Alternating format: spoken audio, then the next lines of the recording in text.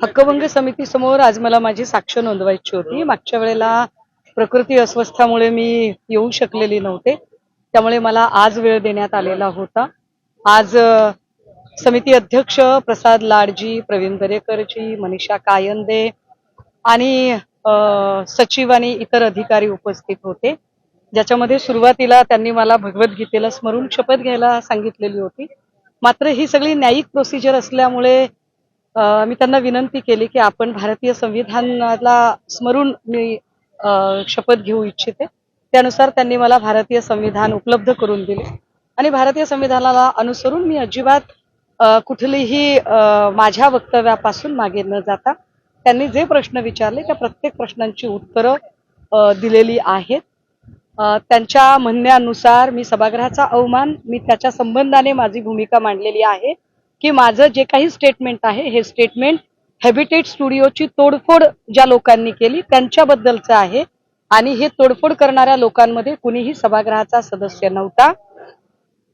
त्याच्यावर त्यांचं असं म्हणणं होतं की तुम्ही बाकी खाली जे बोललात ते खरं आहे का? तर हो, मी खाली जे बोलले तेही खरं आहे. कारण प्रशांत कोरटकर असेल, अतुल सोलापूरकर असेल किंवा आपटे असेल, कोश्यारी असतील, या सगळ्याच लोकांनी जे काही आतापर्यंत महापुरुषांचा अवमान केला आणि या अवमानाच्या संदर्भात कुणीही त्याच्यावर अवाक्षर बोललं नाही.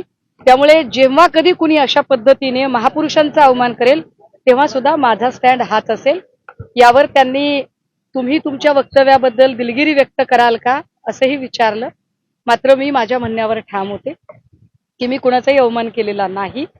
मग मी अवमान केला नसेल तर मग मी कुणाल कामराला सपोर्ट का केला असं एक समितीचं म्हणणं होतं. त्यावर मी माझी भूमिका मांडलेली आहे की भारतीय संविधानानुसार अभिव्यक्ती स्वातंत्र्य प्रत्येकाला आहे.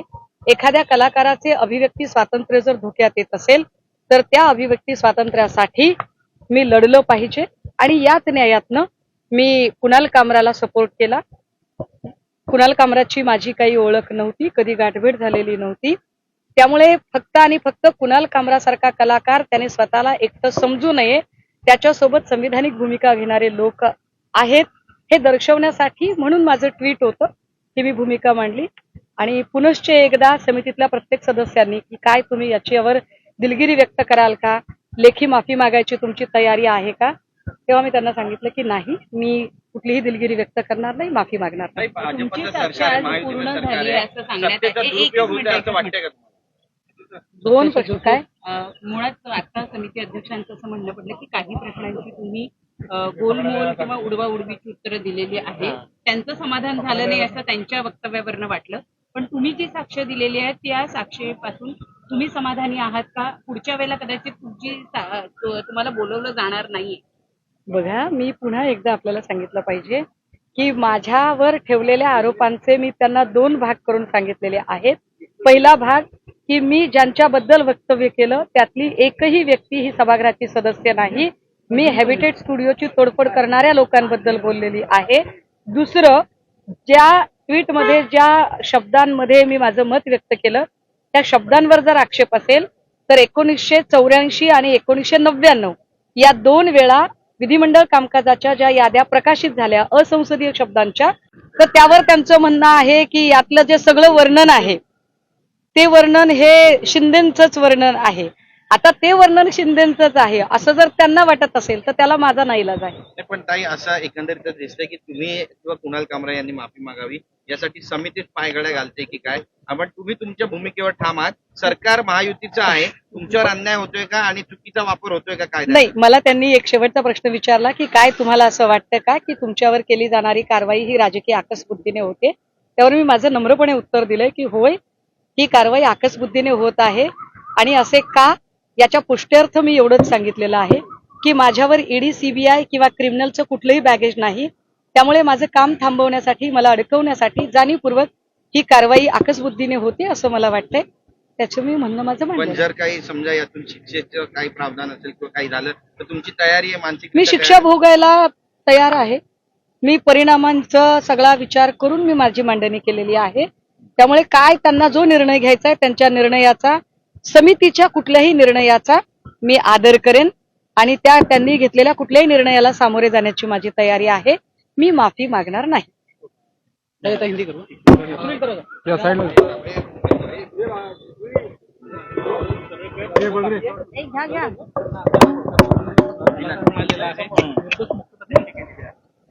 अनिल परब साहेबांच्या संबंधाने ऑनरेबल कोर्टाने त्यांची निर्दोष मुक्तता केलेली आहे.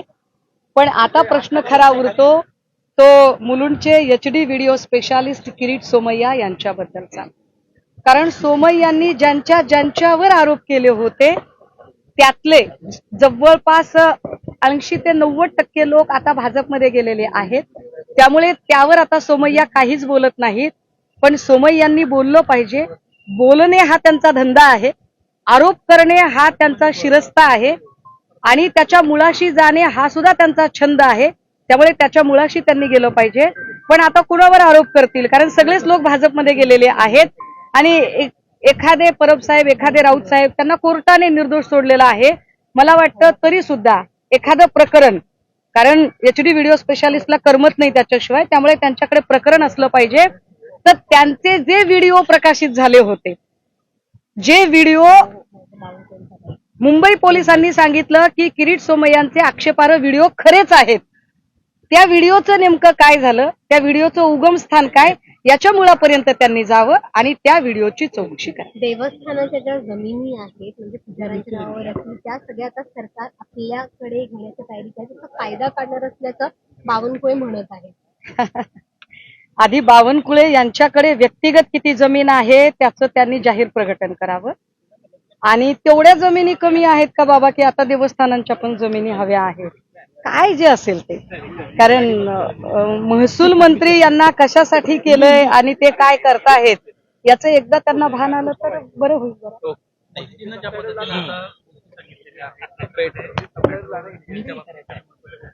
पेट्रोल तेल कमी वापरातील देशभक्ती असं म्हणतात. मला कळतच नाही.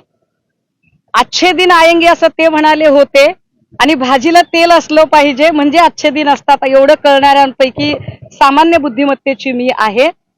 त्यांनीच प्रचारात सांगितलं होतं की अगर विपक्ष के लोग चुनके आए तो मंगलसूत्र भी नहीं रखेंगे, पण आम्हाला लग्नात सुद्धा मंगळसूत्र घालू नका आणि सोनं घेऊ नका असं आता मोदीजीच सांगत आहेत. तर कोणते मोदीजी खरे, आधीचे की नंतरचे, हे त्यांनी एकदा सांगितलं पाहिजे. आणि तरीही जर सगळ्या भक्तुल्यांना वाटत असेल की पप्पा खरंच बोलत आहेत तर भक्तुल्यांनी जरा समजून घ्यावं की देश आर्थिक आणीबाणीच्या उंबरठ्यावर आहे आणि आर्थिक आणीबाणी ही इतर कुठल्याही आणीबाणीपेक्षा किंवा इतर कुठल्याही परिस्थितीपेक्षा, युद्धजन्य परिस्थितीपेक्षा सुद्धा भयंकर असते. आपण भयंकराच्या उंबरठ्यावर आहोत. काही भक्तुल्या गरतुल्यांना सामायिक शब्द आहे का? नाही, ते माझ्या तोंडी तुम्ही घालू नका. मी भक्तुल्य असं खूप लाडाने म्हणते.